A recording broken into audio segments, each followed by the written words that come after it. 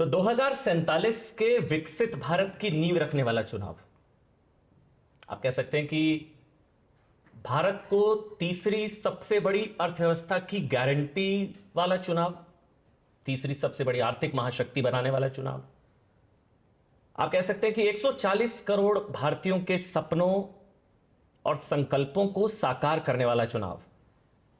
और शायद जो प्रधानमंत्री ने खुद कहा कि यह चुनाव एक सांसद या सरकार चुनने के लिए नहीं है, ये आने वाले भारत के 1000 साल की नींव रखने वाला चुनाव है।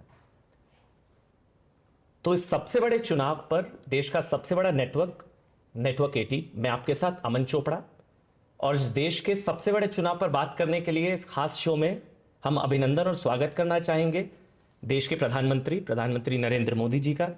और इस इंटरव्यू आपके दर्शकों को मिलने का अवसर मिला मुझे आज। बहुत बहुत धन्यवाद सर। मेरे साथ मेरे सहयोगी अमिताभ सिन्हा, अमन शर्मा और पायल मेहता मेरे साथ रहेंगी।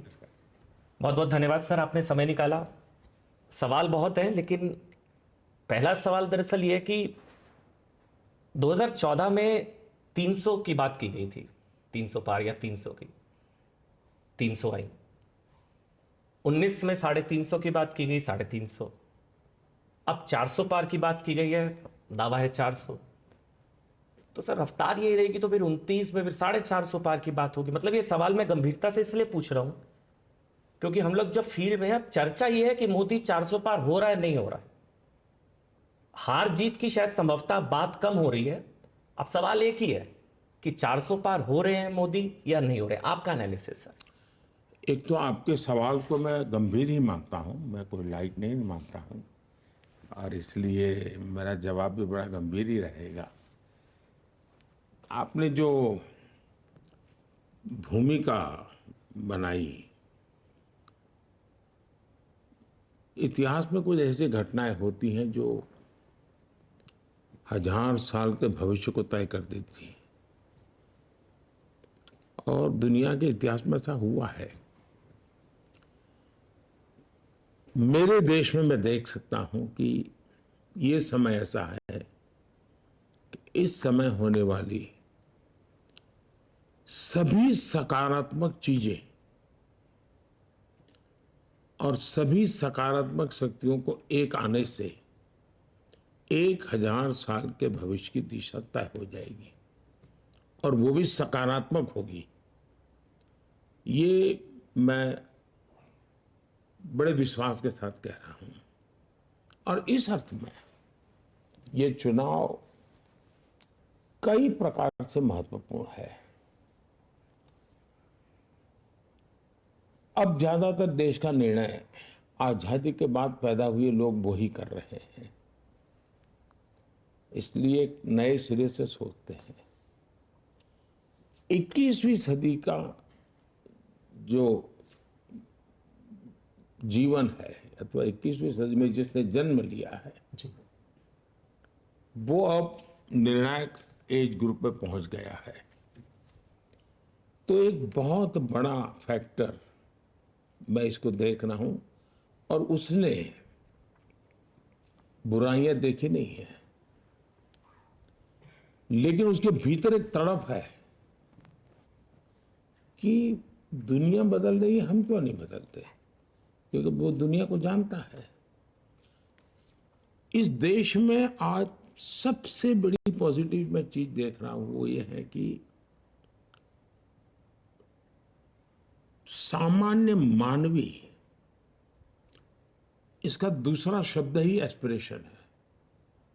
हर इंडियन मतलब एस्पिरेशन। ये किसी भी देश की गति का बहुत बड़ा फोर्स होता है, चालक बल होता है, जो मैं देख रहा हूं। और वो सारे निर्णय अपने एस्पिरेशंस को ध्यान में रख के करता है। ये चुनाव वो ये सोचता है कि मेरे एस्पिरेशंस के अनुकूल मुझे क्या मिले क्या नहीं मिले, और मेरा देश ऐसा होगा तो मैं इसे निकालूंगा, इस बात पर केंद्रित हुआ है। दूसरा, ही देश के महिला वर्ग, उन्हें लगा है कि हम एक समाज का एक हिस्सा है, इतना ही नहीं है, हम समाज में बहुत कंट्रीब्यूट कर सकते हैं। हम किसी से कम नहीं हैं, हम कुछ कर सकते हैं, उनके भीतर भी कुछ करना, जो करते हैं उससे अतिरिक्त करना, जो परंपरागत है उससे बाहर जाके करना, ये जज्बा पैदा हुआ है। तो मेरे 30-35 से कम आयु वालों का एस्पिरेशन जी। और देश की 50% मातृशक्ति का ये जज्बा, एक ऐसा कॉम्बिनेशन है जो 1000 साल की नींव रखने के लिए प्रतिबद्ध है। और इसलिए मैं कहता हूं, ये चुनाव देश की जनता लड़ रही है, पूरे चुनाव की ओनरशिप देश की जनता की है।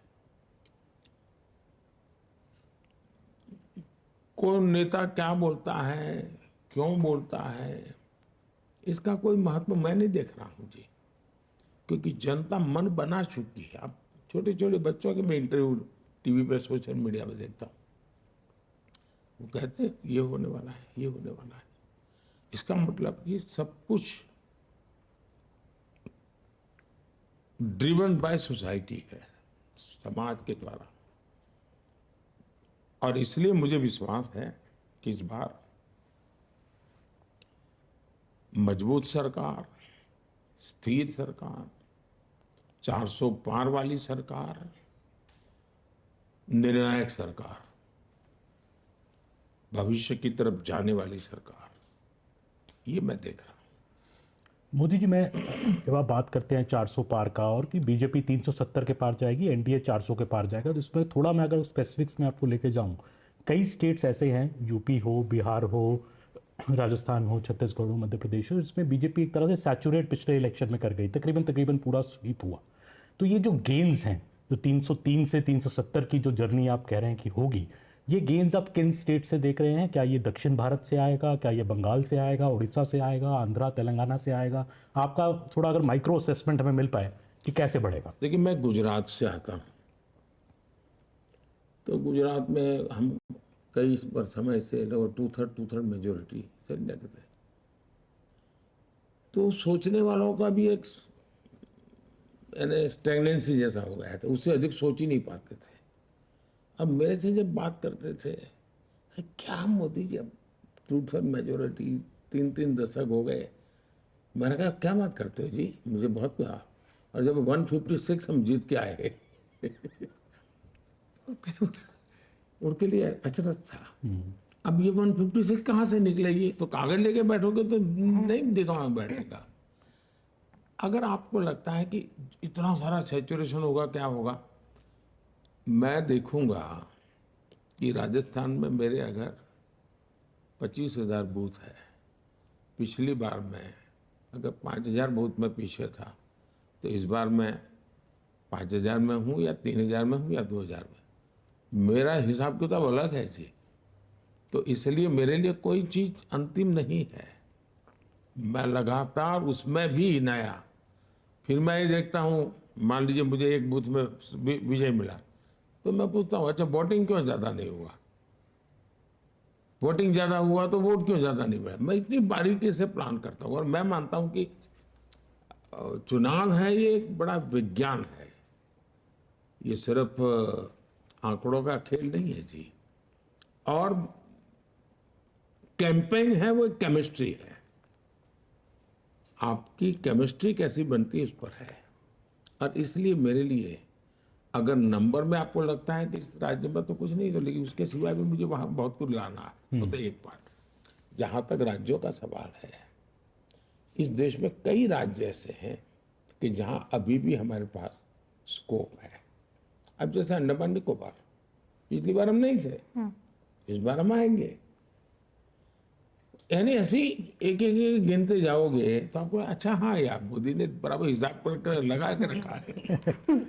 तो मेरा पक्का मत है कि हम बहुत सी जगह पे हम काफी कुछ करेंगे इस बार। क्योंकि दक्षिण भारत आपका एक बड़ा फोकस भी रहा है सिलेक्शन। ऐसा है कि मेरा फोकस पूरा हिंदुस्तान है, मैं टुकड़ों में नहीं सोचता, और चुनाव के लिए मैं काम नहीं करता हूं। हम जीत करके इसलिए नहीं आए हैं कि अगली सरकार कैसे बनेगी, हम जीत करके इसलिए आए हैं कि आने वाले 5 साल में देश कैसा बनेगा। और इसलिए मेरी पूरी तपस्या या मेरा फोकस देश बने इसके लिए है। और जब देश बनाना है तो हिंदुस्तान का हर हिस्सा उसमें उतना ही, जैसे G20 मैंने किया, तो मैंने ये नहीं कहा कि बीजेपी के राज्यों में G20 होगा, हिंदुस्तान के हर कोई, अंडमान निकोबार में भी G20 होगा, यस, और लक्षद्वीप में भी G20 होगा। मैं पूरे देश को लेकर के चलता हूँ। सर, इसी से जुड़ा हुआ एक सवाल है कि आप जब भी आप सत्ता में रहे हो, चाहे वो सीएम रहे हो, आप पीएम रहे, कभी उड़ती है बात की ना खाऊंगा ना खाने दूंगा, एक नारा उठता है, भले ही आप ना देते हो, ना सोऊंगा ना सोने दूंगा। अब बात हो रही है एपेटाइजर 10 साल था, अब मेन कोर्स आना बाकी है। तो अब ये मेन कोर्स क्या है आने वाले थर्ड टर्म के लिए? इसको देश की जनता भी जानना चाहती है हम लोग। नहीं, उसके बहुत सारे पहलू हैं। देश को आगे ले जाने का बहुत सारे पहलू हैं। अगर मैं कहूँ कि भविष्य में देश हमारा कैसे आगे बढ़ेगा, अब ये पूरी तरह हम टेक्नोलॉजी ड्रिवन एरा में है। अब टेक्नोलॉजी डिसरप्टिव है, ट्रांसफॉर्मेटिव है और इजीली एक्सेस है, यानी हर व्यक्ति बहुत अडप कर लेता है तुरंत। ऐसी स्थिति में अगर आप बड़ी सहजता से चले तो मैं समझता हूँ कि बहुत बड़ा स्कोप है। जहाँ तक मैं खाता नहीं, खाने देता नहीं, उसको आज की जो मेरी वो देशी भाषा है, आप लोग जो इस दुनिया से हैं वहाँ कहते हैं करप्शन के प्रति जीरो टॉलरेंस, तो वो मेरा रहेगा ही। लेकिन एक चीज़ अब मैं और उसमें कोशिश कर रहा हूँ कि हमारे इस प्रकार से काम करने वाली इंस्टीट्यूशंस है, उसमें की समाज में एक प्रतिष्ठा बढ़नी चाहिए। दुर्भाग्य से हम हमारे देश में जो मुझे अनुकूल नहीं वो सब निकम्मा, ये जो सोच है ये टोटली अनडेमोक्रेटिक सोच है। और उसी में से कुछ पत्रकारों को ब्लैकलिस्ट कर दिया जाए, वो उसी सोच का परिणाम है कि रिजेक्टेड। क्यों? क्योंकि तुम मेरे अनुकूल नहीं हो। बॉयकॉट। वो अनडेमोक्रेटिक है, लोकतंत्र की हत्या है वो। और इसलिए हमारी इंस्टीट्यूशंस के साथ भी वही हो रहा है। जैसे पत्रकार के साथ हो रहा है, तो मेरे अनुकूल नहीं तो निकम्मे। तो इंस्टीट्यूशन, तो मेरे घर पे रेड मत करो, मैं तो चोरी करता रहूंगा, तो इंस्टीट्यूशन निकम्मी। ये जो लॉजिक चला है, मैं उसका उपाय क्या? उसका उपाय यही है कि हमने ऐसी शख्सियत और ऐसे शक्तियां, उसकी प्रतिष्ठा बढ़ा लीजिए। इनकी सामाजिक प्रतिष्ठा इतनी बढ़ाओ कि फिर कोई उसको हाथ नहीं लगा पाएगा। और मैं पक्का मानता हूं कि आने वाले दिनों में जब देश समझेगा कि भाई ये 2200 करोड़ रुपयों के ढेर टीवी के सामने दिख रहे हैं पहाड़ नोटों के, तो लोग देखें यार कोई तो सिस्टम होगी जिसने पकड़ा होगा। तो पता चलता है जब वो इंस्टीट्यूशन है, वो संस्था है, वो संस्था है, तो उसके जैसे सेना के प्रति आज एक सम्मान का भाव है, वैसा ही सम्मान का भाव जो देश के लिए काम करने वाले इंस्टीट्यूशंस है उनके पास होना चाहिए। तो वो भी मेरा एक मिशन है। जब प्रतिष्ठा बढ़ती है तो उनकी अपनी बुराइयां होती है वो भी कम होती है। उनके भीतर कभी कभी बुराइयां जो आती हैं, आप मान सम्मान और तो उसको लगता है जीवन में बहुत मिल गया है जी, वो बुराइयों से बचता है। तो वो भी एक मनोवैज्ञानिक रूप से एक तरीका होता है। तीसरी बात है कि लोगों को तो ये लगेगा ठीक है सरकार ने पैसे ले लिए, हमारा क्या। तो मेरी कोशिश ये है कि न खाऊंगा न खाने दूंगा, वो आगे है। जिसने खाया है वो निकालूंगा और जिसका खाया उसको खिलाऊंगा। और इसलिए जैसे केरला में जो कोऑपरेटिव बैंक का नेटवर्क है वो लेफ्टिस्टों का है, ये वहाँ जो पार्टी है उसका है। इन्होंने क्या किया, ये लेफ्टिस्टों के लिए बाहर छवि ऐसी है कि दूध के धुले हुए है। उन्होंने कोऑपरेटिव बैंक में एक बहुत बड़ा स्कैम किया हुआ है। गरीबों के पैसे हैं, मिडिल क्लास के पैसे हैं, सैलरी वाले सोसाइटी उसके पैसे हैं, और बच्चों की भलाई के लिए बेचारों ने पैसे बैंक में रखे हैं, ये बैंक डूब गए। क्यों डूबी? तो ये उसके संचालक जो कम्युनिस्ट लीडर हैं, उन्होंने खजाने का अपने पर्सनल व्यापार के लिए उपयोग किया और उसमें घाटा आया तो ये बैंक डूब गई, या उसमें से चोरी की तो बैंक साइफन कर गए पैसे। अब हमने उनकी प्रॉपर्टी को सीज किया है। अब मेरी इरादा ये है कि मैं इनकी पर्सनल प्रॉपर्टी को ऑक्शन करूंगा। जो पैसा आएगा, ये जो बैंक में जिसने पैसा जमा किया है, उसका नाम है, उसको मैं वापस करूंगा। अब जैसे लालू जी ने, इससे प्रूवन केस है कि जमीन के बदले में नौकरी दी, रिकॉर्ड पे है, उसमें कोई बड़ा वो प्रॉब्लम नहीं है। अब पता है कि इसकी जमीन, ये नौकरी मिली और उसके बदले में जमीन लिखवा ली, तो मैं चाहूंगा कि जिसकी जमीन है उसको जमीन वापस मिले। बंगाल के अंदर करीब 3,000 करोड़ रुपया की संपत्ति हमारे जब्त की हुई है। अब ये जो वहाँ रेट कार्ड है हर नौकरी के लिए, कि टीचर बनना है तो ये, पीएन बनना है तो हाँ, आंगनबाड़ी वर्कर, ये पैसा रेट कार्ड है, कट मनी, और नीचे से ऊपर तक ये पैसे ऐसे बांटे जाएंगे, ये व्यवस्था है। अब ये पैसे पकड़े गए हैं, नोटों के ढेर पकड़े हैं। मैं खोज रहा हूँ कि जिसका ट्रेल मिले कि हाँ भाई उसने यहाँ से पैसा ब्याज से लिया था, ये तारीख को लिया था, इस तारीख को इसको दिया था, या बैंक से निकाला तो इधर को दिया था, तो मैं ऐसे जो ईमानदारी से मुझे हाथ लगेगा, हाँ ये पैसा रियली उसका मालिक यही है, मैं ये पैसे उसको वापस लौटाऊंगा। इसलिए अब मेरा न खाता हूँ न खाने देता हूँ, अब आगे में है कि जिसने खाया है उसको निकालूंगा और जिसका गया है उसको खिलाऊंगा। मोदी जी, क्योंकि मैं लंबा समय बंगाल में रही हूँ तो मेरा सवाल बंगाल से जुड़ा हुआ है। अब बंगाल में क्या बीजेपी के लिए प्रोस्पेक्ट्स दिखते हैं? और दूसरी बात यह है कि माँ माटी मानुष की बात करती थी ममता बनर्जी, आपके लिए भी मिक्स्ड इमोशंस रहते हैं। कभी आपको बहुत स्नेह से वो आम भी बेचती है, टॉक मिष्टी कहते हैं एक हमारे बंगाल में, मतलब खट्टा मीठा टाइप का रिश्ता है। आपको लगता है कि वो कंट्रोल नहीं कर पाई जिस तरह के अट्रॉसिटीज हम देखते हैं महिलाओं के खिलाफ? हमने असेंबली इलेक्शन में जिस तरह का वायलेंस देखा, आपको लगता है she has lost control completely off the state? ऐसा है कि उनको ये राजनीति सूट करती है, इसलिए वो सरकारी मशीन का उपयोग ही इस मकसद के लिए करती है। ये एक प्रकार से उनका शासन पे इतना कंट्रोल है, लेकिन गलत दिशा में है। वे शासन पे कंट्रोल नहीं है और शासन में बैठे हुए कोई लोग करते, ऐसा नहीं है। वो खुद ही करवाती हैं, खुद ऐसे करने वालों को प्रोटेक्शन देती है। उनका खुद का कन्विक्शन है कि ये जो कुछ भी हो रहा है यही रास्ता है सत्ता में रहने के लिए। और मैं मानता हूँ मुख्यमंत्री जी मुझे आम भेज दें या मिष्टी दही भेज दें, वो तो शायद एक प्रोटोकॉल के हिसाब से वो करते रहते हैं, मैं उनका धन्यवाद भी करूंगा। लेकिन इसका मतलब ये नहीं है कि जो गलत हो रहा है उसके विषय में हम आंख बंद रख सकते हैं, ये तो नहीं हो सकता है। आप बंगाल में क्या प्रोस्पेक्ट्स देखते हैं भाजपा के लिए, खास करके इस इलेक्शन? भारतीय जनता पार्टी एक बहुत ही सफलता, इतनी तेजी से बीजेपी का ग्रोथ किसी राज्य में नहीं हुआ जितना बंगाल में हुआ। 3 में से हम 80 क्रॉस कर गए, 3 MLA थे।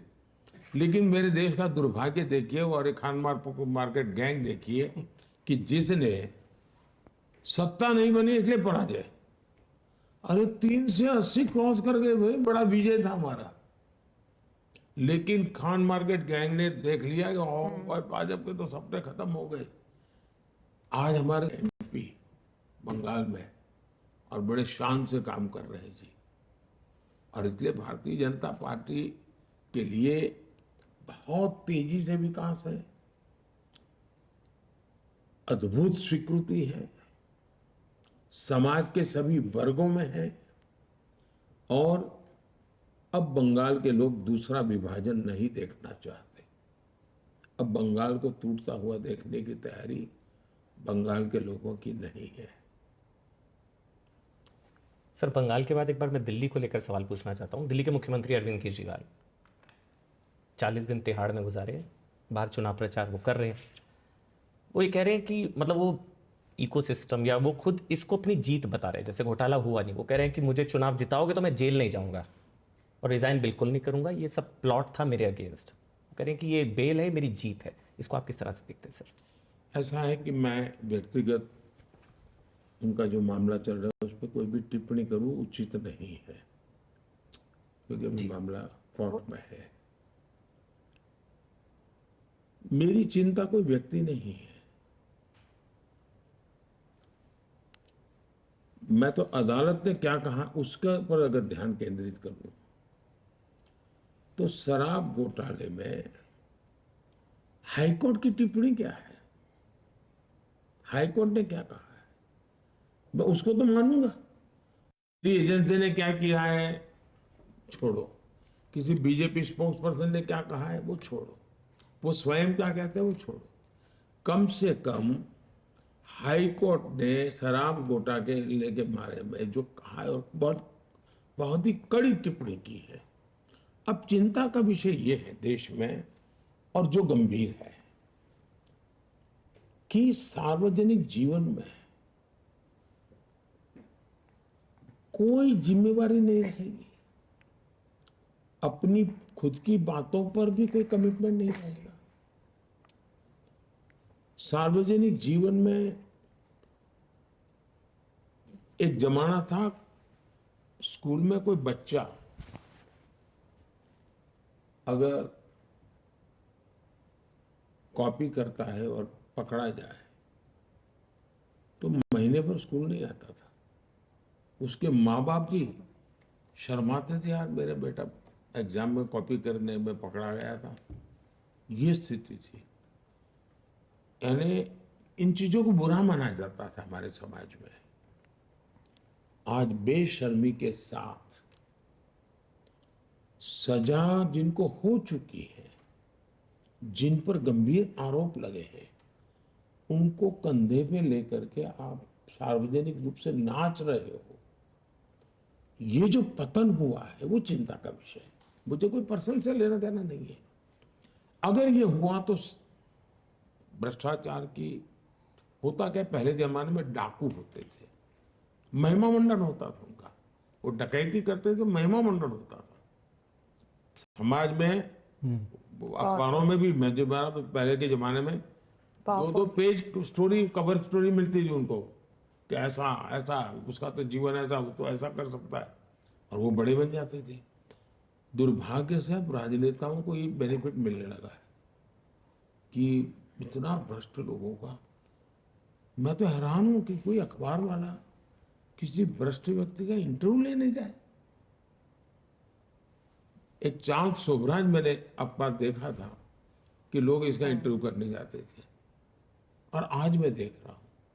वरना कोई भाई अब इनके विषय में एक बार क्लियर हो जाए तब तक रहने दो। ये पतन है समाज जीवन का, मेरी चिंता वो है। मोदी जी, कोई भी लीडर हैं जो प्रधानमंत्री 2 बार रह लें, थोड़ी बहुत एंटी इनकम्बेंसी आ जाती है। इस देश में 3 बार सिर्फ नेहरू जी चुनाव जीत पाए। बट आपके खिलाफ ग्राउंड पे जब हम जाएं तो लोग भी कहते हैं, बीजेपी के लोग भी कहते हैं कि एक प्रो इनकम्बेंसी है। तो 272 जब पार हुआ 2014 में तो लोगों ने कहा मोदी जी की आंधी है देश में। अगर अब 370 पार हो रहा है तो ये क्या है? आपको लगता है आपकी लोकप्रियता भी चरम पर है? और ये प्यार क्यों है लोगों का? मैं कोई लोकप्रियता के लिए काम नहीं करता हूँ, और नहीं मेरे पास मेरी लोकप्रियता नापने का कोई मानदंड है, मेरे पास नहीं है। लेकिन मैं काम क्या करता हूँ उसका एनालिसिस होना चाहिए। मेरे काम में और औरों के काम में फर्क क्या है? आमतौर पर जो सरकारें चलती थी वो विज्ञान भवन में फंक्शन करो, फीता काटो, दिया जलाओ, अखबार में एडवर्टाइजमेंट दो, मीडिया को लीक करो, स्टोरी बनवाओ, और उनको लगता है देश चलता है।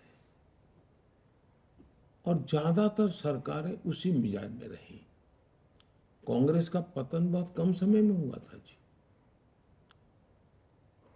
देश आजाद होने के बाद चौथा चुनाव आते आते कांग्रेस ध्वस्त हो चुकी थी। संयुक्त विधायक दल बना, लेकिन कांग्रेस ने इस देश में किसी पार्टी को खड़े ही नहीं होने दिया। उन्होंने खुद ने देश के लिए करने के बजाय विरोधी दलों को खत्म करने में ही अपनी शक्ति लगाई, इसलिए ऑल्टरनेट खड़ा नहीं हुआ। अदरवाइज 67 के चुनाव में ही देश उनको रिजेक्ट कर चुका था। हिंदुस्तान में आप देखिए, सरकारों के अलग अलग मॉडल अब देश के सामने आ चुके हैं, और मैं तो मानता हूँ ये केस स्टडी का विषय है। कोई यूनिवर्सिटी करे, कोई मीडिया करे, कोई मीडिया पर्सन किताब लिख सकता है। देश ने एक कांग्रेस का मॉडल देखा है, देश ने लेफ्ट का मॉडल देखा है, देश ने पारिवारिक पार्टियों का भी मॉडल देखा है, जो of the family, by the family, for the family political पार्टियां चलती है, उनका मॉडल भी देखा है। देश ने मिलीजुली सरकारों का मॉडल भी देखा है, और बीजेपी सरकार का भी मॉडल देखा है। उसका एनालिसिस करना चाहिए, किसका क्या परफॉर्मेंस रहा, किसकी क्या प्रायोरिटी रही, किसने किसके लिए काम किया। एक 100-200 पैरामीटर तो आप देखेंगे, द बेस्ट परफॉर्मेंस वाला मॉडल बीजेपी का मिलेगा आपको। और जब परफॉर्म करते हैं तो सामान्य मानव का विश्वास बढ़ता है। फिर एंटी इनकम्बेंसी किस बात की होती है कि एक ऐसी सरकार, मेरा ये नहीं हुआ। हर एक का होता नहीं है, प्रो इनकम्बेंसी में कोई हर एक का हो गया ऐसा नहीं होता है। लेकिन आज पब्लिक मीटिंग में जाके मैं कहता हूँ भाई आप लोग चुनाव में जो करते हो करते रहना, लेकिन मेरा एक काम करना। और कहता हूँ मैं कि कहीं आप जाए, झुग्गी झोपड़ी में कोई रहता है, सब मिले, या कोई कच्चे घर में रहता है, उसका नाम पता लिख करके मुझे भेज देना, क्योंकि हम जो मकान बना रहे हैं 4 करोड़ दिए हैं, लेकिन अभी भी कुछ लोग छूट गए हैं, और मैं नहीं चाहता हूं कोई छूट जाए। तो मैं 4 जून के बाद मेरी नई टर्म में मैं उनको मकान देना चाहता हूँ, 3 करोड़ मकान बनाना चाहता हूँ। आप अगर कोई नज़र में आ जाए तब उसका विश्वास पैदा होता है कि आदमी वोट भी मांग रहा है, लेकिन साथ में काम भी कह रहा है, यार मुझे तो, मेरा तो ध्यान है 3 करोड़ घर बना के दे रहा है। विश्वास पैदा होता है। अब डिलीवरी जब करते हैं, और मेरी सरकार की सबसे बड़ी ताकत है जो हिंदुस्तान की सभी सरकारें कभी मुझे कॉम्पीट नहीं कर पाई, कोई पॉलिटिकल पार्टी गुजरात में भी कॉम्पीट नहीं कर पाई, वो है लास्ट माइल डिलीवरी। मैं योजनाएं जिसके लिए बनाता हूँ उसके लिए, और मेरा इसके लिए काम करने का मेरा तरीका है। मैं एक उदाहरण देता हूँ। मैं जब गुजरात में था तो मैंने अलग अलग स्तर के एक 20-22 अफसरों को बुलाया। कुछ सीनियर मोस्ट थे, कुछ एकदम जूनियर थे, तो मिडिल लेवल को 20-22 को बुलाया। तो उनको पता नहीं था मैंने क्यों बुलाया, बिठाया सबको। तो मैंने सबको एक पैड दिया लिखने के लिए, वो लेकर के ही आते हैं डायरी, मैंने कि उनको दिया। मैंने कहा मुझे आप बताइए कि एक वीडियो है, गांव में रहती है, अनपढ़ है, और सरकार की ये स्कीम है, उसकी वो हकदार है। उसको ये प्राप्त करने के लिए स्टेप 1 क्या करना, स्टेप 2 क्या करना, 3 क्या करना, 4 करना, कैसे करना, कहाँ जाना, मुझे आपकी मैंने डायरी दी, इसमें लिख करके बताओ। मैंने उनको कहा लिखो। ये भी सरप्राइज, सबके सब फेल हो गए। फिर मैंने कहा, मैं कुछ वो नहीं, बड़े प्यार से बात करता था। मैंने कहा मुझे बताइए भाई, आप IAS अफसर हैं, किसी की 20 साल की नौकरी हो गई, किसी की 2 साल की हो गई, आपको पता नहीं है कि एक वीडियो को बेनिफिट लेने के किस किस जगह से गुजरना पड़ता है, फॉर्म कहाँ से लेना होता है, अप्लाई का। मैंने कहा बताइए, हमने ऐसी व्यवस्था बनाई है, उस वीडियो को क्या फायदा होगा। तो उनको लगता है हाँ यार कुछ तो कमी है, और फिर वो करेक्ट करते थे। तो मेरे दिल में ये रहता है कि भाई मैं योजना बना दूं, वाहवाही करूं, एक एडिटोरियल छप जाए, ठीक है, मेरा गुजारा हो जाएगा। लेकिन आम आदमी, मेरी पूरी कार्यशैली ये लास्ट में डिलीवरी की है, परफॉर्मेंस की है, और उसका परिणाम होता है। तो जैसे स्वच्छता अभियान, स्वच्छता अभियान में तो सरकार ने क्या करना था, लेकिन मैं झाड़ू लेकर के घूमता था। छोटा सा बच्चा भी अपने दादा को कहता है कि दादा मोदी जी ने ना कहा है। चीज को छोटी मत मानिए जी। आज के युग की बहुत बड़ी घटना है। इसी के लिए आप लोगों का शब्द है प्रो इनकम्बेंसी, और इसके लिए तपस्या करनी पड़ती है, खपना पड़ता है, और निस्वार्थ भाव से कोई कुछ भी कहे सो हमने अच्छा करना है तो करते रहना चाहिए। वो देश देखता है जी, जनता जनार्दन ईश्वर का रूप है, उसको सब समझ होती है। तो मुझे आज तक मेरे जीवन में यही बेनिफिट मिला है। सर इसमें थोड़ा सा मेरा रीजनल एस्पिरेशन जाग रहा है। मैं बिहारी हूँ और सर आपने जितना बिहार की जनता को आप पर भरोसा है, बिहार में जब बाढ़ आई थी आपने नाव भेजे थे, रसद भेजी, बम फट रहे थे, आप गांधी मैदान में वहाँ पर खड़े थे, हम लोग वहाँ पर मौजूद थे। सर आपकी रोड शो में मैंने पिछले हफ्ते देखा पटना में, ऐसी अद्भुत भीड़, मैंने तो मुझे लगता है जेपी मरे थे 77 में, मैं छोटा था, गांधी मैदान में उतना नहीं भरा था जितनी भीड़ उस दिन आ गई थी। तो एक भरोसा है जनता को वहाँ पर, लेकिन बिहार लगातार पिछड़ा जा रहा है। हम जैसे बिहारियों की सबसे बड़ी चिंता है कि वापस जाने की सोच भी नहीं पाते, अपने घर जाने का, गांव जाने का। क्या है आपके पिटारे में, क्या आश्वासन है बिहार की जनता के लिए? मोदी भरोसा क्या है वहाँ के? मैं बताता हूँ जी। देखिए, अब बिहार छोड़ दीजिए, मेरा 2013 का भाषण है, 2013 का। तब मैं प्रधानमंत्री कैंडिडेट भी नहीं था, मैं मेरी पार्टी के इलेक्शन कैंपेन का चीफ था, और दिल्ली में ही मेरा एक भाषण था। उसमें मैंने कहा था कि हिंदुस्तान के उज्जवल भविष्य के लिए हमें भारत के पूर्वी भारत को डेवलप करना होगा, और पहला टारगेट होना चाहिए कि उसको पश्चिम के बराबरी में लाना। पश्चिम मतलब गोवा, गुजरात, महाराष्ट्र, पंजाब, हरियाणा, कर्नाटक, पूरा। और अब देखिए, हिंदुस्तान को दो हिस्से दिखेंगे आपको। राइट साइड का जो हमारा पूर्वी भारत है वो समृद्ध भारत है, सारी हमारी खनिज संपदाएं हैं, नेचुरल प्रॉपर्टी सारी वही है, पानी तो वहाँ, ह्यूमन रिसोर्स तो वहाँ, कोयला तो वहाँ, आयरन ओर तो वहाँ, सब कुछ वहाँ है। वहाँ गरीबी है, और यहाँ पर अब जैसे गुजरात, उसके पास नमक के सिवा कुछ नहीं है,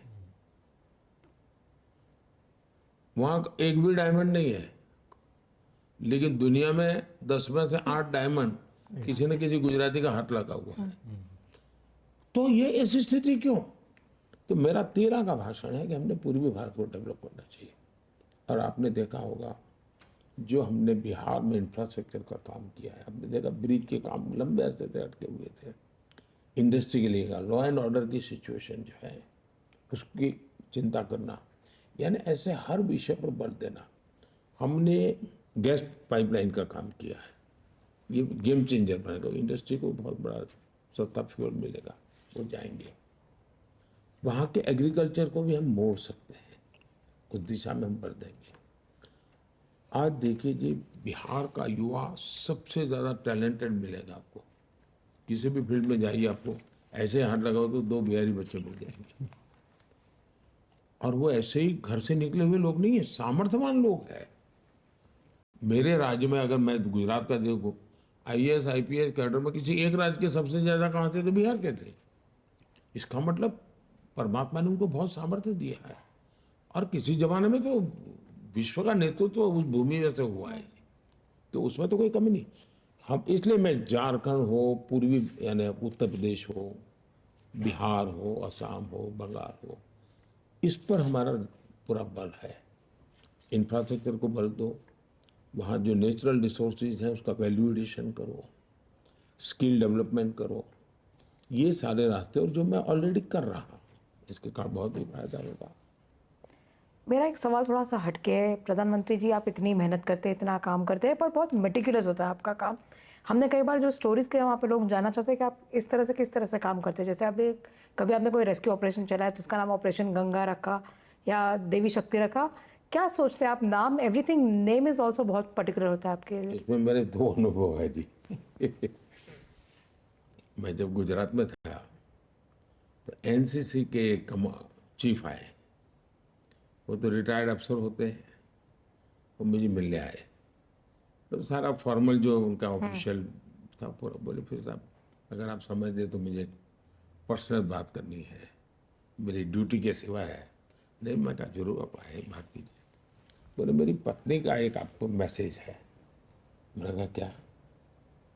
बोले मेरी पत्नी पूछती है कि मोदी जी सारी योजनाओं के नाम संस्कृत में क्यों रखते हैं? कोई सरल नाम रखे। ये तो मुझे सवाल पूछा था। हमारे देश में क्या हुआ है जी, हर चीज का एक उसको सुनते ही ध्यान में आना चाहिए, इसके लिए है। उसके साथ एक आइडेंटिफिकेशन होना चाहिए। अगर आपके घर में बच्चा पैदा हुआ और आपने कोई अलेक्जेंडर नाम रख लिया तो पूरे मोहल्ले वाले कहेंगे अरे क्या रखा है। लेकिन आपने अमन रख लिया, तुमको लगा अरे यार ये तो अपना बच्चा है। हर चीज में एक अपनापन होता है जी। हमारे देश में ऐसा क्या कमी है मुझे बताइए। हम सहज से लोगों को, अब जैसे जनधन, मैंने जनधन योजना बनाई। वैसे मैं इसको उसको मैं कंपटीशन करता हूँ। मैंने स्कीम रख करके लोगों के आइडियाज मांगे थे। जैसे स्वच्छता का जो गांधी के चश्मे हैं वो लोगों ने मुझे भेजे हुए हैं। लेकिन मैं जन सामान्य को जोड़ता हूँ तो उनकी तरफ से मुझे नाम मिलते हैं। अब जनधन योजना एकदम से गरीब को लगता है सामान्य मानवीय का धन। अब जैसे मैंने स्वामित्व योजना बनाई है, जो मैं ड्रोन से गांव में उनकी संपत्ति का सर्वे करके उनको सर्टिफिकेट देता हूँ। अब उसकी सबसे बड़ी समस्या यह है कि भाई मेरी जमीन के रिकॉर्ड ही नहीं है। मैं गांव से बाहर जाता हूँ तो कोई कब्जा कर लेता है। हम कोर्ट कचहरी में लड़ते हैं तो मैंने जब दिया स्वामित्व, तो उसको स्वामित्व का समझ उसको बराबर है कि स्वामित्व का मतलब क्या होता है, उसको पूरी समझ है। तो एकदम से उसके साथ एडेड में हमने यूपीआई किया। यूपीआई सुनते किसी को एक था लगता है कि ये यार क्या है, तो ये पूरा नाम है भीम यूपीआई। मैंने भीम रखा है, बाबा साहब आम्बेडकर का नाम भीम है जी। और ये सबसे बड़ी करेंसी है जी। 21वीं सदी की मेरी सबसे बड़ी करेंसी भीम है। तो समाज का एक बहुत बड़ा वर्ग उसके साथ आइडेंटिफाई हो जाता है। अच्छा ये तो हमारा है जी।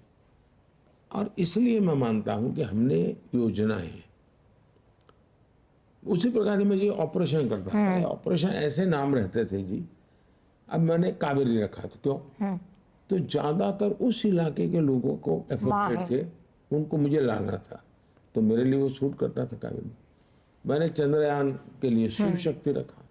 तो मेरे मन में था कि भाई पूरे ब्रह्मांड के साथ जुड़ा हुआ कोई नाम क्या है, तो ये है। तो मैं बड़ी सरलता से लोगों को रखता हूँ। इसमें एक तो मेरा अपने पास जो मेरा सॉफ्टवेयर ईश्वर ने दिया हुआ है, वो जो प्रोसेस करके निकालता है वो भी ऐसी ही चीजें निकालता है। और मैं जो क्राउड सोर्सिंग करता हूँ उसमें से मुझे ज़्यादातर वैसी चीज़ें तुरंत मैं उसको लपक लेता हूँ। एक इसका उदाहरण सर मैं पर्सनल एक्सपीरियंस एक शेयर करता हूँ। ऑपरेशन गंगा नाम रखा था आपने, तो मैं पोलैंड में था। यूक्रेन से जिन लोगों को बचाया गया है, कपल जो था उनकी वाइफ प्रेग्नेंट थी। तो जब उन्होंने बोला कि जब ये बेटी जो पैदा हो रही है तो मैं इस बेटी का नाम गंगा रखूँगा, तो वो मुझे अभी याद आया। लेकिन मैं सवाल दरअसल चुनाव प्रचार को लेकर पूछूंगा कि पूरे चुनाव प्रचार में समाज में वोट के लिए दरार पैदा करने की कोशिश की गई। कैसे? मैं अब जैसे राहुल गांधी का एक बयान आया, उन्होंने बोला है कि मैं जब से पैदा हुआ हूँ सिस्टम को मैं समझता हूँ, किसको अटैक करना है, किसको टारगेट करना है, मैं ही सिस्टम हूँ और सिस्टम लोअर कास्ट के खिलाफ अलाइंड है। मुझे जो आपत्ति व्यक्तिगत तौर पर लगी, उन्होंने इस बार जुडिशियल और मिलिट्री को भी नहीं छोड़ा, वो भी लोअर कास्ट के खिलाफ अलाइंड है। ये बयान जब आप सुनते हैं तो आपको कैसा लगता है सर? मैंने जितना इस विषय में सोशल मीडिया में मेरी नजर गई है, ये उन्होंने जो कुछ भी कहा है वो उन्होंने अपने फैमिली का रिपोर्ट कार्ड रखा है, क्योंकि उनका ही परिवार 60 साल तक देश में सरकार चलाई है। तो ये जो कुछ भी बातें कर रहे हैं वो अपने फैमिली के सोच, विचार, आचार, उसी की बात दुनिया को बता रहे हैं वो। तो एक प्रकार से तो अच्छी बात है, कम से कम उन्होंने दुनिया को बता दिया कि भाई ऐसे लोग हैं अब आप बच के रहो। दूसरा विषय है जी, मैं देखता हूं देश में राजनीति करने का कुछ सरल रास्ते जो लोगों ने खोजे हैं, और जिसमें इंडी अलायंस के करीब करीब सभी पार्टियां फंसी हुई हैं या उनको वो सूट करता है। 3 चीजें प्रमुख रूप से उभर करके आती हैं। एक घोर सांप्रदायिक लोग है, सेक्युलरिज्म का चोला पहना है उन्होंने, बुर्खा पहना है, लेकिन वो कम्युनल ही है। वे उनके लिए हर चीज देखते ही कोई भी आइडिया आता है तो कम्युनल फ्रेम में ही आता है उनको, उसके बारे में उनको कुछ आता ही नहीं है। दूसरा, ये घोर जातिवादी है। तीसरा, वो एक घोर परिवारवादी है। ये 3 चीजें, ये सभी कुनबे जो इकट्ठे हुए इनके कॉमन है, उसमें कोई आप, मैं कहता हूं उसको टिक मार करके देख लीजिए, आपको मिलेगा है ऐसा ही है। और समस्या की जड़ यही है, और इसलिए ये आज नहीं, पहले भी उन्होंने ऐसे ही कहा है, और जब चाहे वो बदला है उन्होंने। आपको इंदिरा गांधी का भाषण मिलेगा जिन्होंने जातिवाद के खिलाफ बहुत लंबे भाषण किए हैं, और उन्हीं के परिवार के लोग जातिवाद के ऊपर लंबे लंबे भाषण देते सुनाई दे रहे। मतलब कोई सोशल रिस्पॉन्सिबिलिटी नहीं, अकाउंटेबिलिटी नहीं, जो मर्जी पड़े जब चाहे वो कुछ भी बोलो और भाग जाओ, दुनिया को गुमराह करो, ले लो। तो मेरे जैसे व्यक्ति को जो सिद्धांतों को, आदर्शों पर, विचारों पर चलता है, उसको जरा मेहनत ज़्यादा पड़ती है, और जिसको मेरा विरोध करना है उसके लिए भी सरल हो जाता है। ये तो बड़ा आइडियल है, क्या करके उसको कुछ भी विरोध करना बड़ा सरल हो जाता है। जी, राहुल गांधी से जुड़ा सर मैं एक और सवाल पूछूंगा कि ये बात देश में बहुत है कि ऑपोजिशन स्ट्रांग नहीं है, मोदी जी के खिलाफ ऑपोजिशन स्ट्रांग नहीं हो पाया। इसका एक बड़ा कारण ये भी कि ऑपोजिशन के जो नेता हैं जो कैंपेन लीड कर रहे हैं, एक तरह से राहुल गांधी हैं, 2 दशक से ज़्यादा राजनीति में है, पर एक कुछ लोगों का कहना है कि वो मैच्योर उतना नहीं हो पाए, और कुछ लोग ये भी कहते हैं कि शायद राहुल गांधी सबसे बड़ा एक एसेट है बीजेपी का, क्योंकि वो ऐसी अब बयान देते हैं कि आपको उससे और एमुनिशन मिलता है कांग्रेस को एक्सपोज करने के लिए। आपको लगता है राहुल गांधी की जो ये कमी है उसका देखिए, मैंने अभी तक आपके एक भी प्रश्न का जवाब किसी व्यक्ति के संदर्भ में नहीं दिया है। आपने व्यक्तियों का नाम लिया है, मैं उससे परे होकर के बात करूंगा, और मुझे वो अब मेरी मर्यादाओं का पता है। तो मैं किसी के नाम का अपने उल्लेख किया, इससे मुझे कोई लेना देना नहीं। मैं जनरल वे में आपको जवाब दूंगा।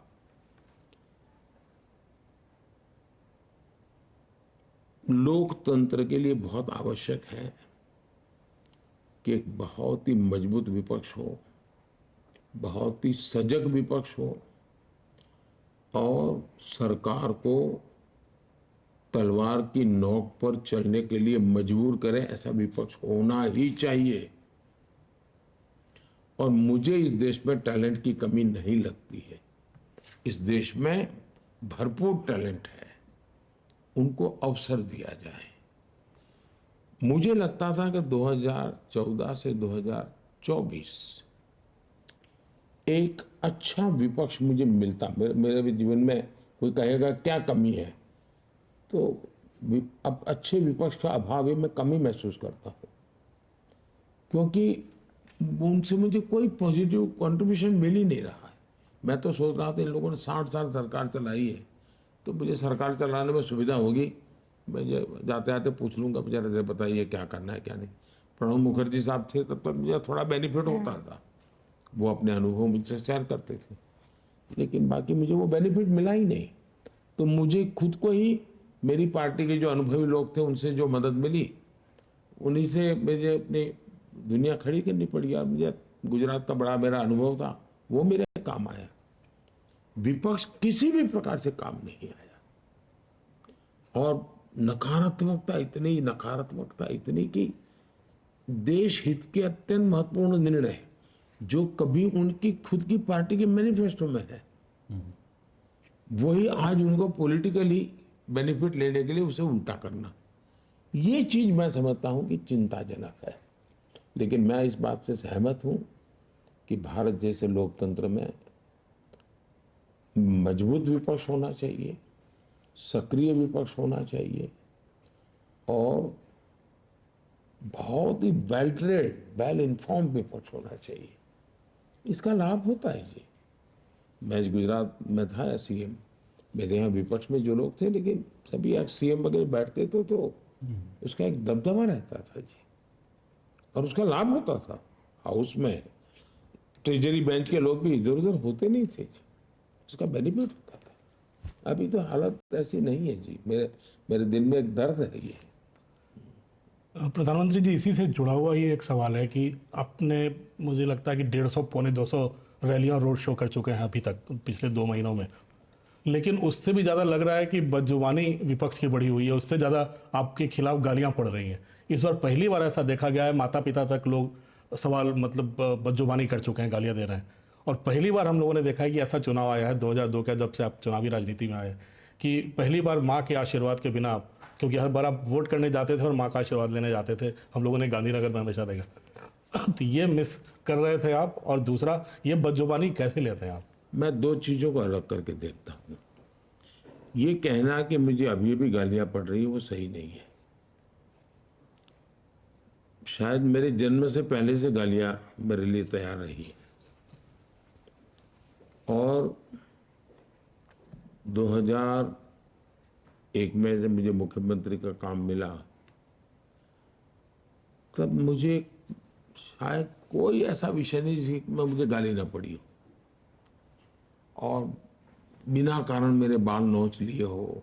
उसमें सिर्फ पॉलिटिकल लोग नहीं, ये खान मार्केट गैंग पूरी, ये आपके मीडिया में जो महारथी कहे जाते हैं वो भी, आप पुराने अगर अंक निकालेंगे मैगजीन बड़े बड़े नोन, तो उसके फ्रंट पेज पे जो कवर स्टोरी है, तो किसी राक्षस को भी अच्छे से पेंट किया हो, उससे भी भद्दी तस्वीरें मेरी है। लेकिन मैं अपना आपा खोया नहीं, मैंने कभी नहीं खोया, क्योंकि उन्हीं की मजबूरी है कि उनको आज हंसता हुआ चेहरा रखना पड़ रहा है, और उनको एक साल में अगर 24 अंक निकलते हैं तो 12-15 में तो माल बेचने के लिए मोदी की जरूरत पड़ती है। तो मैं अपने कर्तव्य के लेके चलता हूँ। अच्छा होगा कि लोकतंत्र में सार्वजनिक में शुचिता का पालन हो, मर्यादाओं का पालन हो, आलोचना हो, लेकिन अच्छी भी तो हो सकती है, अच्छे ढंग से भी हो सकती है। ऐसा नहीं हमसे भी कोई गलती नहीं हुई होगी जी, मैं नहीं कहता हूँ, लेकिन हम सब ने सोचना चाहिए। मैं किसी को उपदेश दूं इसका क्या मतलब है?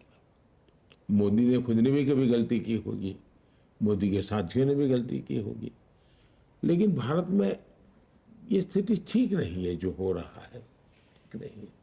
मैं आपसे एक सवाल और पूछना चाहूँगी युवाओं से जुड़ा। आपने हमेशा कहा है कि जो युवा है वो हमारे आने वाले 50 साल का भविष्य तय करेंगे। तो जो हमारे जो खेल प्रेमी युवा है सर, आपने कई जगह पे बताया कि 2036 की ओलंपिक्स की हम बिडिंग करेंगे। सर उसकी क्या तैयारी हमारे खेल से जुड़े जो युवा हैं वो जानना चाहते हैं आपसे। बहुत ही अच्छा सवाल आपने पूछा है। जिसने G20 का पूरा बारीकी से एनालिसिस किया होगा वो इस विश्वास कर सकता है कि हाँ, अब भारत की क्षमता है, भारत की क्षमता है इन चीज़ों को करने की। कॉमनवेल्थ गेम के कटु अनुभव इतने थे कि लोगों को विश्वास टूट गया था, यार कुछ हो नहीं सकता है। लेकिन G20 के बाद देश का विश्वास नहीं, हम भी कर सकते। G20 का दूसरा फायदा यह हुआ कि देश के 60-70 अलग अलग स्थानों पर G20 उतने ही शान से हुई, तो देश के हर कोने में विश्वास पैदा हुआ है। दिल्ली में करते तो लगता है कि सरकारी कार्यक्रम हुआ है, लेकिन एक प्रकार से पीपल्स ड्रिवन G20 हुई। इससे कारण एक विश्वास बनता है कि ये देश कितने ही बड़ी चीजों को कर सकता है। और आज के युग में मेरा मानना है कि भारत है, जैसे मैं कहता हूँ मेड इन इंडिया, तो उसके पीछे मेरे मन में है कि इंफ्रास्ट्रक्चर तैयार होता है, धनी लोग खर्चा करते हैं, यहाँ रहते हैं। उसी प्रकार से मैं कहता हूँ कॉन्फ्रेंस डेस्टिनेशन इंडिया में होना चाहिए। उसी प्रकार से मैं कहता हूँ कि भाई हमारे यहाँ स्पोर्ट्स इवेंट्स होने चाहिए। और मैं आजकल छोटे मोटे, अब जैसे मैं 2029 यूथ ओलंपिक मैं चाहता हूँ कि देखो इसको, चेस का वर्ल्ड ओलंपिक मैं कहता हूँ, आपने बीच ओलंपिक्स का भी जिक्र किया। बीच ओलंपिक मैंने कहा हाँ ले आओ। 2036 हम ट्राई करें। और अभी से मैंने एक टीम बनाई है, उसको मैंने कहा है कि भाई जितने भी ओलंपिक होंगे उसमें ऑब्जर्वर के नाते 2 महीने वहाँ जाओ, स्टडी करो हर बारीकी के। और उससे भी आगे मैं बताता हूँ, मैं अटलांटा में ओलंपिक देखने गया था यूएसए में। मैं खुद खिलाड़ी नहीं हूँ, लेकिन व्यवस्थाओं को सीखना समझना मेरी रुचि है। तो मैं जाकर के देखा कि भाई इतना बड़ा इवेंट ऑर्गेनाइज कैसे करते हैं। तो मेरे प्रिय कुछ गेम में देखने जाता था, जहाँ भारत के लोग खेल रहे तो, लेकिन पूरा समय मैं देखता था तो मैंने देखा बड़ा इंटरेस्टिंग था उन्होंने क्या किया था। और मैं कभी कभी बता, मैनेजमेंट मेरी रुचि है, चीज़ें सीखने का मेरा शौक है। 200-250 किलोमीटर दूर से कोई आ रहा है, कितने दूर? तो 200-250 किलोमीटर उसको पार करनी होगी अपनी गाड़ी, ओलंपिक स्टेडियम से 200-250 किलोमीटर। मतलब एक कार का वहाँ बस होगी, तो कार खाली करो, बस में बैठ जाओ। उसको जो गेम में जाना है उसका कलर, उस गाड़ी का कलर सब सेम रहता था।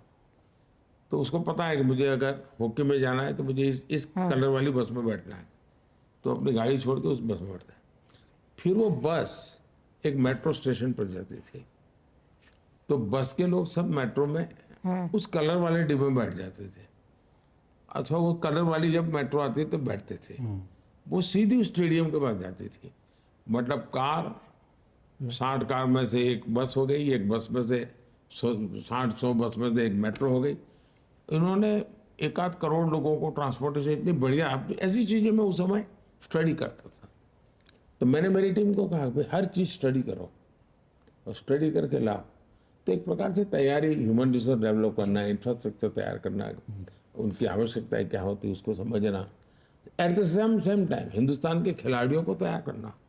क्योंकि खेल मेरे यहाँ है, गोल्ड मेडल कोई और ले जाए, ऐसा तो नहीं होता। सर, हम में से किसी ने शायद सोचा भी नहीं था कि इतने मेडल आएंगे ओलंपिक्स में, पैरा ओलंपिक्स में, जिस तरह से आए पिछले। देखिए भारत के यूथ में तो दम था ही था, भारत के यूथ में तो दम था ही था। लेकिन पहले सिलेक्शन में भी संप्रदायवाद, परिवारवाद, जातिवाद हर चीज में था। वो सिलेक्शन उसके आधार पर होता था, मेरे परिवार का बच्चा है, खेले ना खेले यार जाए तो सही, यही होता था। अब खिलाड़ी है तो जिस खेल में उसकी योग्यता है, सिस्टम उसको सिलेक्ट करती है, वो मेडल लेके आ जाता है। जब ट्रांसपेरेंसी आती है तो परिणाम भी आता है। सर, आखिरी सवाल पंजाब पे मैं पूछना चाहूँगा कि आपने 3 रैली भी पंजाब में पिछले 2 दिन में की है। मैं भी पंजाब में था। पंजाब एक स्टेट है जो काफ़ी चैलेंजिंग माना जा रहा है बीजेपी के लिए। वहाँ किसान प्रोटेस्ट भी कई जगह पे हो रहे हैं। आपको क्या लगता है पंजाब की सिचुएशन के, आप फार्मर्स को मना पाएंगे वहाँ पे, जो फार्मर्स कुछ लगता है शायद नाराज़ हैं? पहली बात है कि पंजाब में भारतीय जनता पार्टी के लिए स्वर्णिम काल है, ये स्वर्णिम काल है। वहाँ जो सरकार है वो पूरी तरह विफल गई है और पंजाब के लोग बड़े स्वाभिमानी हैं। उनको दिल्ली से रिमोट से कोई सरकार चलाए, इसको वो पंजाब का अपमान मानते हैं और ये इनके जहन में है। और सबसे ज़्यादा तब हुआ कि एक मुख्यमंत्री सरकार चलाने के लिए, गाइडेंस लेने के लिए दूसरे मुख्यमंत्री को जेल में मिलने जाए, तो ये पंजाब को बहुत हर्ट कर रहा है कि भाई ऐसा कैसी सरकार जो दिल्ली के लोग चलाएंगे, तो फिर पंजाब की क्या है? इसका गुस्सा है। ये चुनाव में बाहर आने वाला है और उनको लगता है कि भाई बीजेपी एक ऐसी पार्टी है जिसने सिख समाज के लिए भी इतना काम किया है, करतारपुर कॉरिडोर की बात हो या मैंने एक प्रकार से किसानों की भलाई के काम की बात हो, किसानों की इरिगेशन की चिंता हो, एमएसपी बढ़ाने की बात हो, सिंचाई की व्यवस्थाओं की बात करनी हो, यूरिया दुनिया भर में 3,000 रुपया हो गया, हम 300 में दे रहे हैं। तो एक प्रकार से अनगिनत मैंने काम की है, उसका उनके लाभ भी हुआ है। तो भारतीय जनता पार्टी के लिए सबसे ज़्यादा मैं मानता हूँ कि बेनिफिट है। और खास इवन जो मैंने जो मिलेट का किया है ना जी, वो वहाँ के किसानों को छूता है। उनको लगता है यार हमारा मिलेट अब दुनिया में बिकेगा, उसको गर्व हो रहा है जी, उसको आनंद हो रहा है। तो ऐसी बहुत सी चीजें हैं जिसका परिणाम मिलने वाला। और खासकर पंजाब को लेकर जो करतारपुर का जिक्र आपने रैली में किया, वो भी एक चर्चा का विषय है कि क्या हमने 71 में वो मौका गंवाया, करतारपुर भारत में हो सकता था, वो मौका क्या हमने गंवाया। बहुत बहुत धन्यवाद प्रधानमंत्री जी, नमस्कार आपने समय निकाला चलिए और सभी सवालों का जवाब दिया। बहुत बहुत धन्यवाद। धन्यवाद। धन्यवाद सर।